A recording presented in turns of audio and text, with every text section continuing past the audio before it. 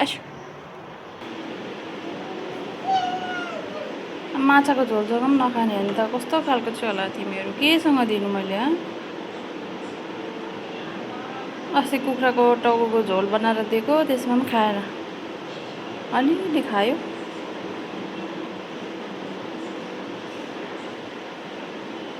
के खान्छ कुनी के पसन्द हो भेजिटेरियन हो क्या यिनीहरू पनि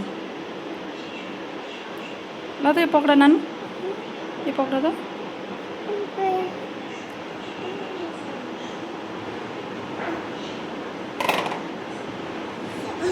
अहिले चाहिँ मिठो लागेछ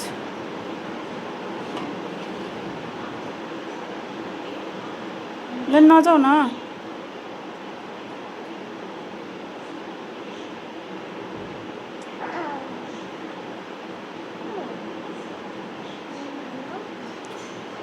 डराउँछ पुरा डराउँछ यिनीहरू नि